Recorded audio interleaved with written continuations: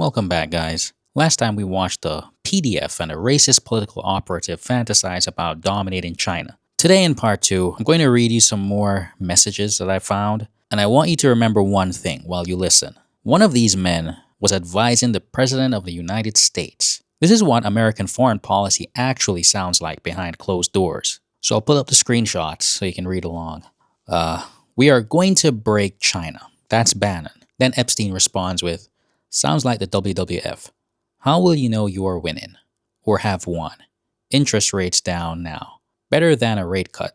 Still waiting for my dollar. Dude, the system is not a machine. Beware, old thinking. Now politics, markets, cyber, create network effects. Alright, so let's talk about that. Bannon just said flat out, we are going to break China. Not compete with China, not contain China, break China. This is the guy advising Trump at the time.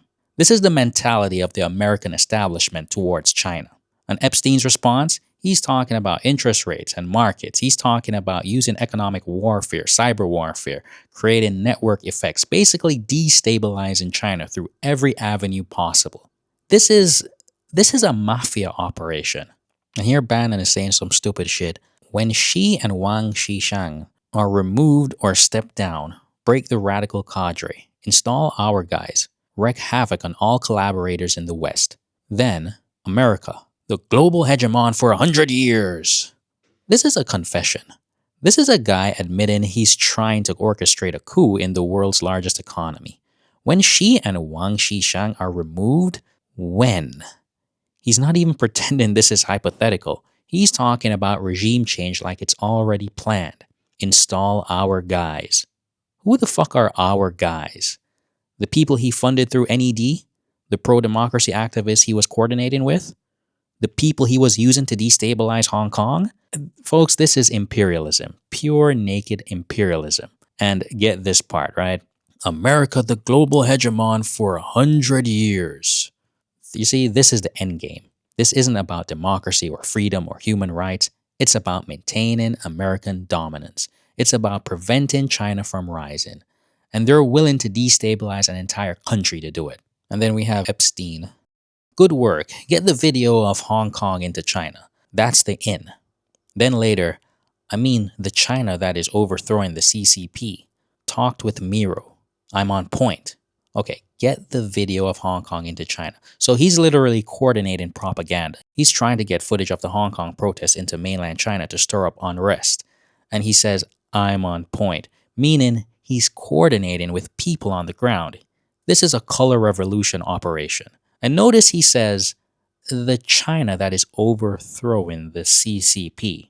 He's talking about a parallel China that doesn't even exist. A China run by his people. A China that serves American interests. The National Endowment for Democracy was funding opposition groups in Hong Kong. NED held a meeting in May 2019 to discuss the so-called pro-democracy movement. They recruited anti-China elements to sit on the board of the Hong Kong Democracy Council in Washington, and Bannon was coordinating with them. There's no fucking way this was grassroots. This was a US orchestrated color revolution. And then we have Mr. PDF Epstein. I'm drinking soy sauce for breakfast. Bannon. Then get off the high sodium. They just took Legco. He has to send in the PLA riot police. TS2 coming. Then Epstein. Watching big time wrestling. Next up is Haystack's Cajon. I have so much to teach Grasshopper about China. Teach him what? How to be a racist moron? How to be wrong all the time? Epstein's here making racist jokes about soy sauce, whatever the fuck that means. And Bannon's predicting a military crackdown. TS2 coming. Means Tiananmen Square 2.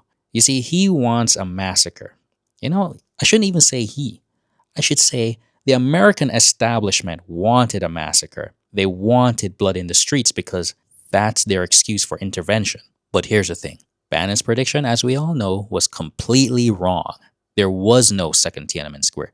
There was no military crackdown in 2019. Why? Because China knows what they're doing. Instead, Beijing imposed the national security law in 2020, which ended the protest through legal means. And when that happened, Bannon and the establishment were pissed because their regime change operation failed.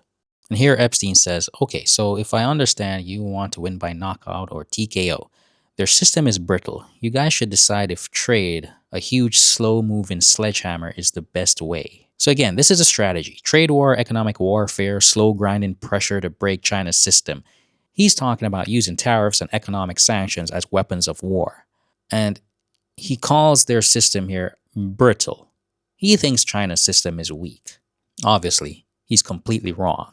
By the way, speaking of those trade wars, who won the first trade war and who won the second trade war? I'm just asking for a friend. You see, China's system has weathered decades of US pressure, but this is what Epstein and Bannon and the American establishment believes. And this is what Bannon was advising Trump to do.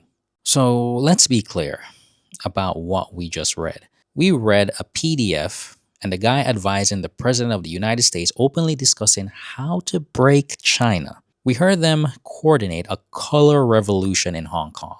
We heard them plan regime change. We heard them fantasize about military crackdowns so they could justify intervention. And this is the mentality of the American establishment towards China.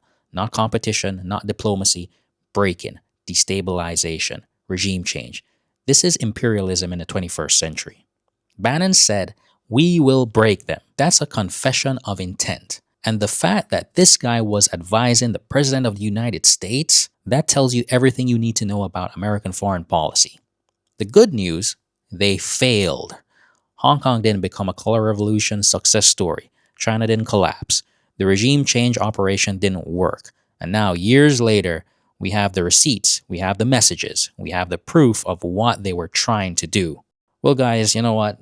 That's it for me. Let me know what you guys think in the comments. And don't forget to like, subscribe, and hit the notification bell so you don't miss the next one. Thanks for watching. Until next time. Bye.